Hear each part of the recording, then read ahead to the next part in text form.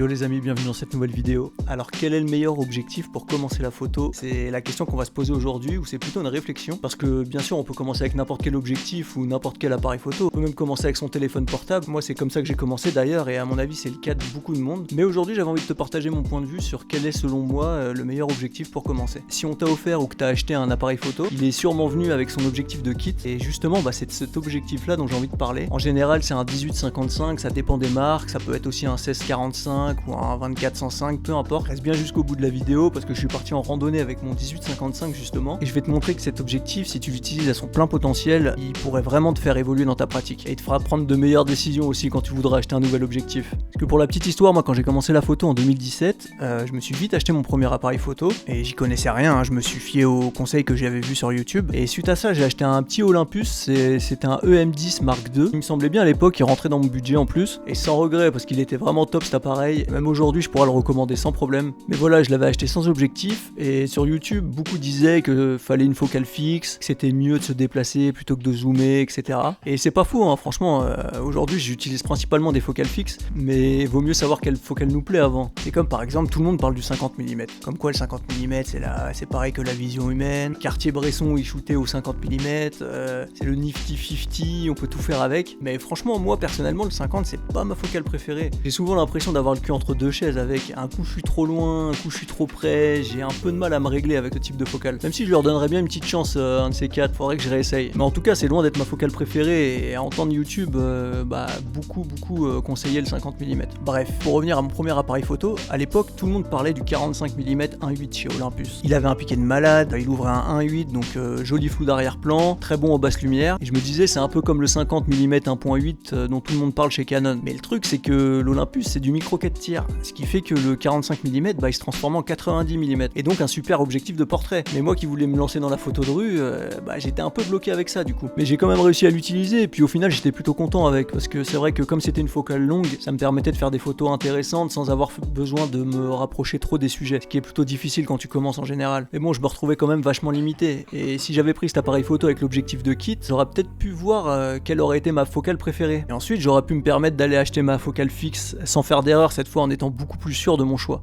Et juste pour savoir avec quoi t'as commencé, quel objectif t'as actuellement si justement t'es débutant, est-ce que tu shootes avec un zoom ou avec une focale fixe? Dis-moi ça en commentaire, ça serait intéressant de voir justement.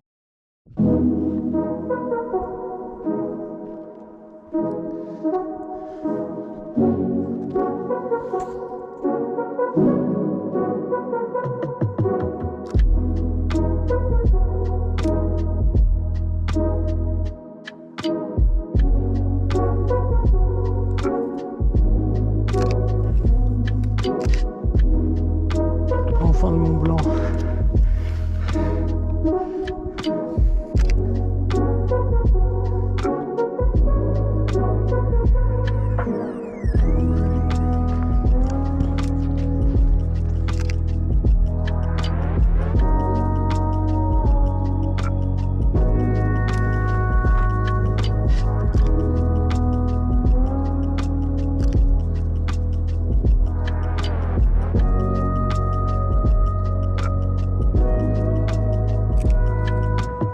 En gros, ça va être le premier avantage que je vais voir justement à cet objectif de kit, c'est que tu peux essayer une tonne de focales différentes avant de vraiment savoir ce qui te plaît, de savoir quel choix tu vas faire par la suite. T'as vraiment la possibilité de comprendre c'est quoi un 28, c'est quoi un 50. Si par exemple tu fais 4-5 sessions bloquées à 23 mm, sans zoomer, tu cherches pas à zoomer, tu restes vraiment sur la même focale pendant 4-5 sessions, ou peu importe, hein, mais au moins une journée complète, histoire de voir comment tu vas te déplacer par rapport à ce 23 mm, comment l'angle de vue va être tout simplement, et là tu vas vraiment te rendre compte de ce que c'est que le 23 mm. Alors attention, petite parenthèse, par exemple moi je shoot sur du Fujifilm. Fujifilm c'est de la PSC. Si t'as un appareil photo amateur de Nikon ou Canon ou même Sony en général, c'est de la PSC aussi, donc renseigne-toi sur ton modèle. Là par exemple je parle du 23 mm. Le 23 mm on va toujours le multiplier par 1,5 pour avoir l'équivalent plein format. Et du coup 23 multiplié par 1,5 ça fait à peu près 35 mm. Donc en réalité quand je parle d'un 23 mm, je parle d'un équivalent 35 mm. Ça peut prendre un peu la tête, mais il faut faire attention quand même, parce que le jour où tu achètes une focale fixe, faut bien savoir ce que tu achètes. En général, on voit souvent l'erreur où des personnes achètent le 50 mm 1.8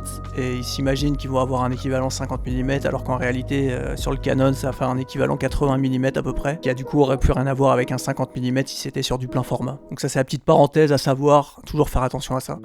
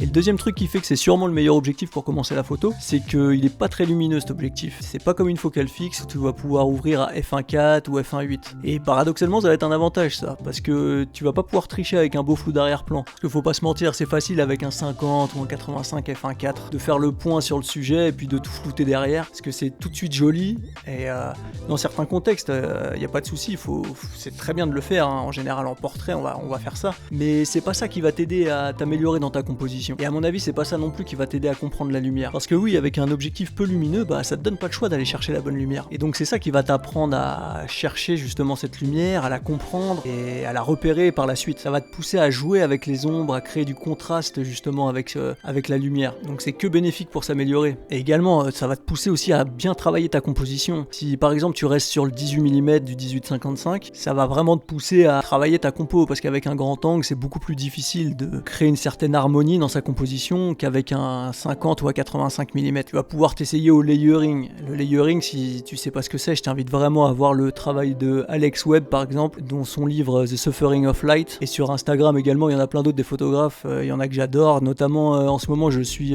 Jonathan Yasberg, son pseudo c'est Sit One a Flyer, et vraiment c'est un travail exceptionnel au niveau du layering, de comment remplir une image en harmonie sans que ce soit trop brouillon pour que chaque sujet est à la bonne place. Enfin, c'est vraiment le style de photo que moi j'adore personnellement, qui est très difficile à reproduire. Et avec cet objectif de kit, tu peux déjà commencer à t'essayer à ce genre de composition. Et le dernier avantage que je vois à cet objectif de kit, c'est con, mais c'est que tu l'as sûrement déjà. Dis-toi que t'as de quoi expérimenter avec un équivalent 28 mm, 35 mm, 40, 50, 85 mm. C'est énorme. Donc vraiment profites-en avant de voir quelle focale te conviendrait le mieux. Parce que oui, au final, une focale fixe, ça reste l'idéal après, hein. C'est plus petit, c'est du coup plus léger, ça ouvre plus grand, un zoom ça n'existe pas, un zoom qui ouvre à f1.4 ou f1.8, ce sera forcément une focale fixe, et en général la qualité d'image est supérieure aussi, ça a toujours un meilleur piqué, donc faudra y passer un jour ou l'autre, mais il vaudra mieux savoir laquelle acheter avant quoi. Et tu vas remarquer qu'on se focalise pas sur les mêmes choses, on va pas chercher les mêmes choses forcément avec un 35 qu'avec un 85, on peut pas tout shooter avec une focale, il y a un moment donné faut faire des compromis, des choix, et justement c'est quel choix faire avec quel objectif. Là aussi l'objectif de kit peut t'aider à comprendre ça. Bref, il n'y a plus qu'à. J'espère vraiment que tu as aimé cette vidéo. N'hésite pas à t'abonner si c'est pas le cas ou à mettre un like, hein, ça fait toujours plaisir. Et puis moi je te dis à la prochaine dans une prochaine vidéo. Ciao!